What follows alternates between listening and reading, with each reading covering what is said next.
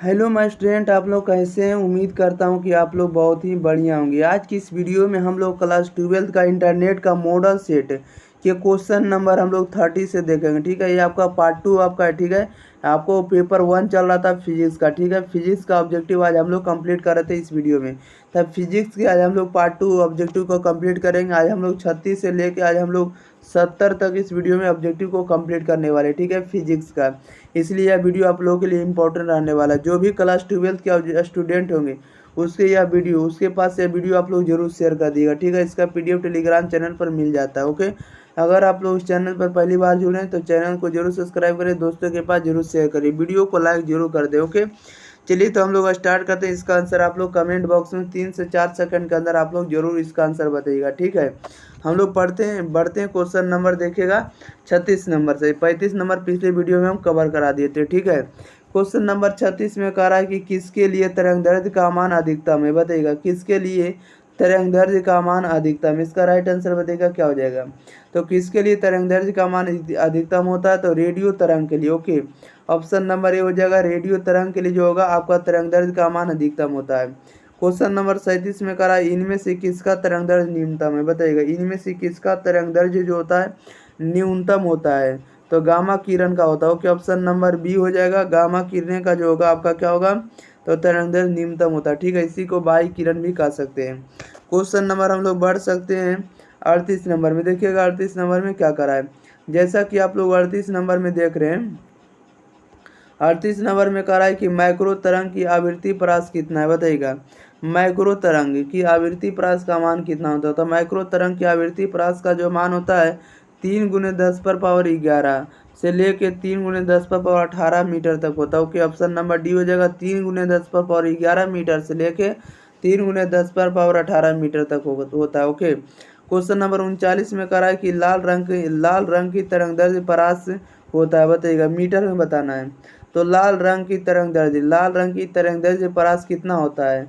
तो लाल रंग का जो तरंगदैर्घ्य होता है तो 6.2 × 10⁻⁻7 से लेकर 7.5 से ले गुने 10⁻⁻7, यानी ऑप्शन नंबर ए हो जाएगा इसका राइट आंसर। ठीक है, लाल रंग का तरंगदैर्घ्य कितना होता है, तो 6.2 × 10⁻⁻7 मीटर से लेकर 7.5 × 10⁻⁻7 मीटर तक। ओके, ऑप्शन नंबर हो जाएगा ए इधर राइट आंसर हो जाएगा।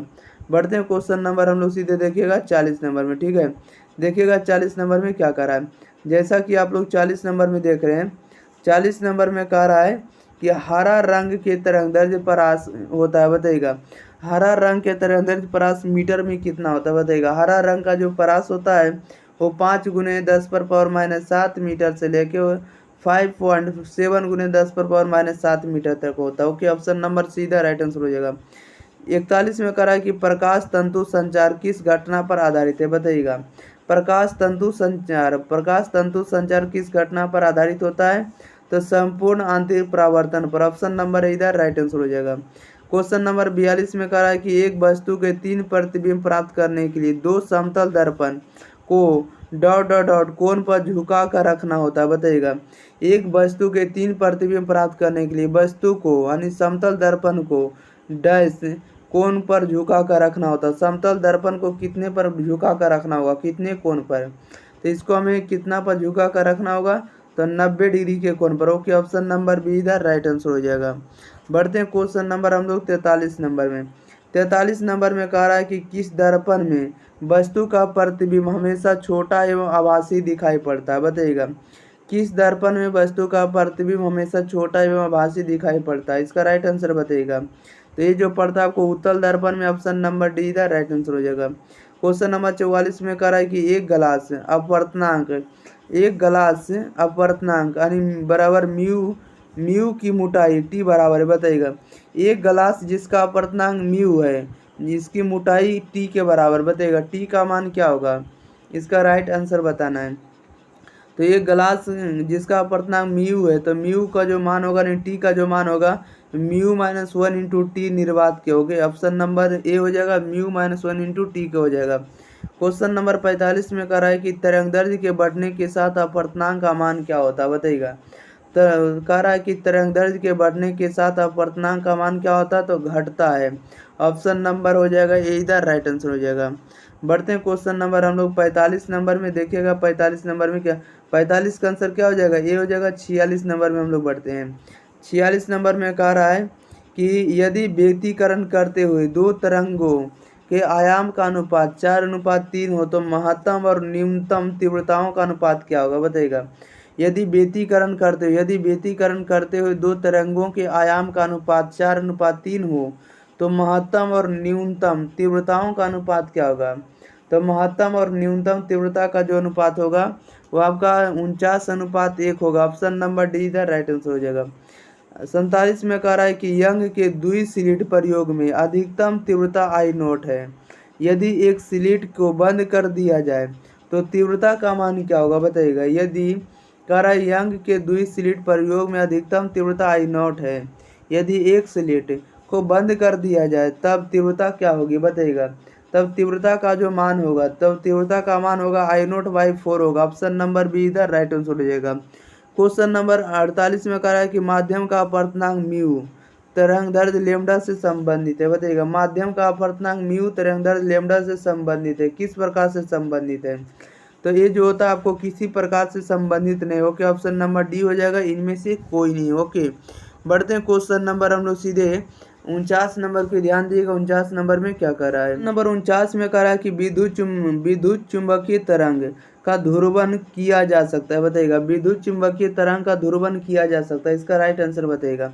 तब विद्युत चुंबकीय तरंग का ध्रुवन किस प्रकार से किया जाता है, तब पोलेराइड द्वारा। ओके, ऑप्शन नंबर सी हो जाएगा, पोलेराइड द्वारा। 50 नंबर में कह रहा है कि जब प्रकाश की एक किरण ग्लास स्लैब में प्रवेश करती है तो इसका तरंगदैर्घ्य क्या होता है, बताइएगा। जब प्रकाश की एक किरण ग्लास स्लैब में प्रवेश करती है तब इसका तरंगदैर्घ्य का मान क्या होगा। तो ये इसका राइट आंसर क्या होगा, इसका आंसर होगा आंकड़े पूर्ण नहीं हो। कि ऑप्शन नंबर डी हो जाएगा, इनमें से कोई नहीं। बढ़ते हैं क्वेश्चन नंबर हम लोग सीधे 51 नंबर में।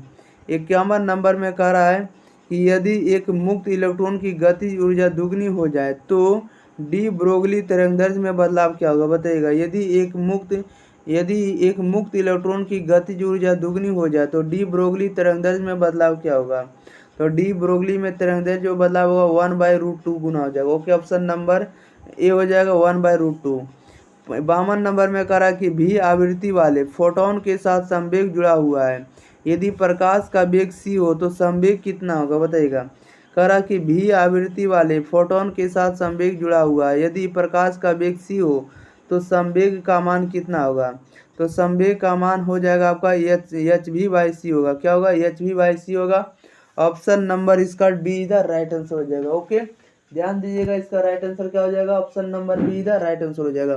अब देखिएगा, जो भी आप लोगों को क्वेश्चन बता रहे हैं सारे आपको एग्जाम के लिए, ठीक है, इसलिए आप लोग जरूर इसको ध्यान में रखिएगा। और जो भी बता रहे हैं वो आपको एग्जाम में सीधे लड़ेगा, इसलिए इस क्वेश्चन को आप लोग मिस ना करिएगा, ठीक है, जो भी क्वेश्चन बताएंगे। देखिएगा क्वेश्चन नंबर हम लोग बढ़ते हैं 53 नंबर।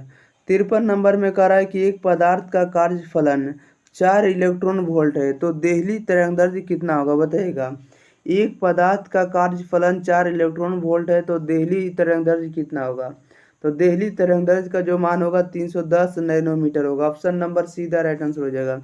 54 में कह रहा है कि यदि किसी धातु के सतह पर आपतित होने वाले फोटोन की आवृत्ति दुगुना कर दिया जाए तो उत्सर्जित इलेक्ट्रॉन की अधिकतम गतिज ऊर्जा हो जाएगी, बताइएगा।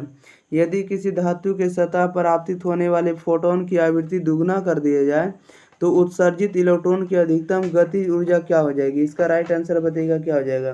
तो इसकी गतिज ऊर्जा भी क्या हो जाएगा, दुगुना से ज़्यादा हो जाएगा। ऑप्शन नंबर बी इधर राइट आंसर हो जाएगा। बढ़ते हैं क्वेश्चन नंबर हम लोग 55 नंबर में। देखिएगा 55 में क्या कर रहा है। 55 में कह रहा है कि यदि विराम से एक इलेक्ट्रॉन को 1 वोल्ट विभवांतर आरोपित करके त्वरित किया जाए तो उसकी गति ऊर्जा का मान क्या होगा, बताइएगा। कह रहा है यदि विराम से एक इलेक्ट्रॉन को 1 वोल्ट आरोपित करके 1 वोल्ट क्या करके आरोपित करके त्वरित किया जाए तो उसकी गतिज ऊर्जा का मान क्या होगा। तो 1.6 × 10⁻⁻19 जूल हो जाएगा। ओके, 56 में कह रहा है कि हाइड्रोजन परमाणु की मूल अवस्था में इलेक्ट्रॉन के वेग का परिमाण क्या होता है, बताइएगा। हाइड्रोजन परमाणु की मूल अवस्था में इलेक्ट्रॉन के वेग का परिमाण क्या होगा। तो इसका इलेक्ट्रॉन का जो मान होगा आपको c/137 होगा। ओके, ऑप्शन नंबर बी हो जाएगा c/137। बढ़ते हैं क्वेश्चन नंबर हम लोग 57 नंबर में। देखिएगा 57 नंबर में क्या करा है।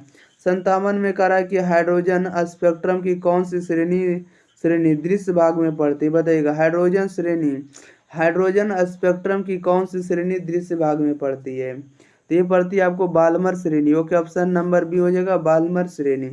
58 में करा है निम्नलिखित में से किस संक्रमण में तरंगदैर्घ्य न्यूनतम होता है, बताइएगा।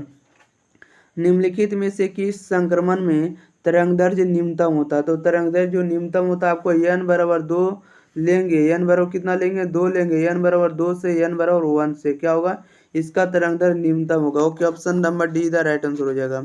बढ़ते हैं क्वेश्चन नंबर हम लोग सीधे नंबर 59 नंबर में। देखिएगा सारा आपको एग्जाम ओरिएंटेड क्वेश्चन है, ठीक है, इसलिए इसको आप लोगों को सीखते चलना है। क्वेश्चन नंबर 59 में कह रहा है कि एक परमाणु या आयन की मूल अवस्था में ऊर्जा -54.4 इलेक्ट्रॉन वोल्ट या हो सकता है, बताइएगा। एक परमाणु या आयन की मूल अवस्था में ऊर्जा -54.4 इलेक्ट्रॉन वोल्ट है या हो सकता है, या क्या हो सकता है, तो यह आपको हीलियम प्लस हो सकता है। ओके, ऑप्शन नंबर हो जाएगा सी हो जाएगा। Okay, helium plus. 60 में कह रहा है कि जब कोई हाइड्रोजन परमाणु अपनी निम्नतम ऊर्जा अवस्था से उद्दीपित होकर चतुर्थ अवस्था में आ जाती है तो यह अधिकतम कितनी वर्णपट रेखाएं उत्सर्जित कर सकता है, बताइएगा। जब कोई हाइड्रोजन परमाणु अपनी निम्नतम ऊर्जा अवस्था में उद्दीपित होकर चतुर्थ अवस्था में आ जाती है तो यह अधिकतम कितनी वर्णपट रेखाएं उत्सर्जित करती है, तो यह कितनी उत्सर्जित करती है, तो 6 उत्सर्जित करती है। Okay, option number A the right answer हो जाएगा। 61 में कह रहा है कि विद्युत या चुंबकीय क्षेत्र निम्न में से किसे त्वरित नहीं करता है, बताइएगा।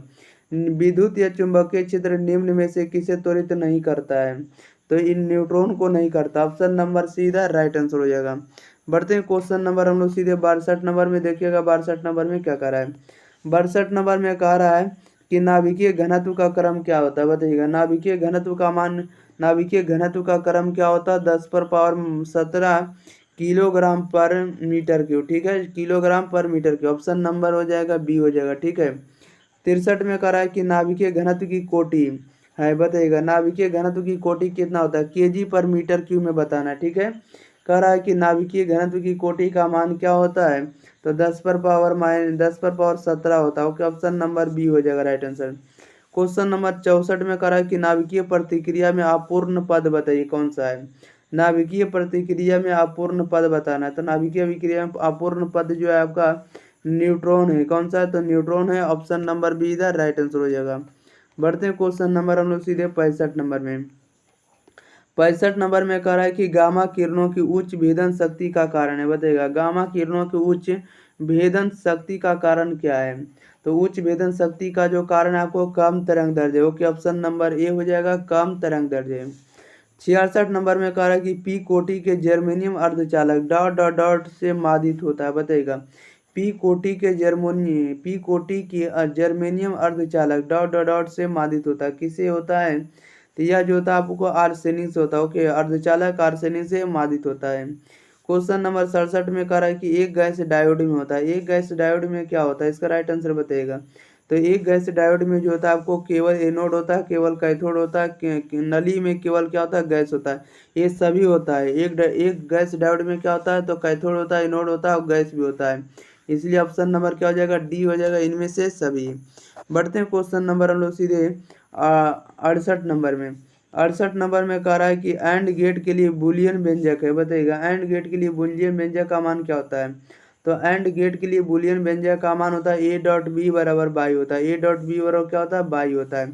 69 में कह रहा है कि 15 का द्विचर तुल्यांक कितना है, बताइएगा। 15 का द्विचर तुल्यांक कितना होता है, तो 15 का द्विचर तुल्यांक जो होता है 1111 का whole two. Okay, option number हो जाएगा सी हो जाएगा। ओके, यानी 4 को 1 देना है और इसके बाद क्या देना, होल टू देना। ओके, याद रखिएगा। 70 में कह रहा है इनमें से कोई सही संबंध सही, बताइए। कह रहा है कि इनमें से कोई संबंध सही है किसी भी ट्रांजिस्टर के लिए, बताइएगा। इनमें से कौन सा संबंध है जो सही है किसी भी ट्रांजिस्टर के लिए, तो किसी भी ट्रांजिस्टर के लिए कोई भी कथन सही है, इसके लिए आपको बीटा ग्रेटर देन अल्फा होगा। ओके, ऑप्शन नंबर बी हो जाएगा, बीटा ग्रेटर देन अल्फा, याद रखिएगा। चलिए, तो इस वीडियो में हम सारे के सारे 70 के 70 ऑब्जेक्टिव कंप्लीट कर दिए, ठीक है। हम लोग मिलते हैं अगली वीडियो के साथ, तब तक के लिए चैनल को सब्सक्राइब करिए, दोस्तों के पास शेयर करिए। जो भी आपको 12th क्लास में सारे इसको साइंस वाले स्ट्रीम पर आप लोग भेज सकते हैं, ठीक है। आपको आर्ट्स वाले का भी वीडियो आप लोगों को अवेलेबल हो रहा है, धीरे धीरे सारे का वीडियो अवेलेबल मिल रहा है, ठीक है। इसलिए इस चैनल को आप लोगों को ज़्यादा से ज़्यादा सपोर्ट करना, दोस्तों के पास वीडियो को शेयर करना। ओके, धन्यवाद।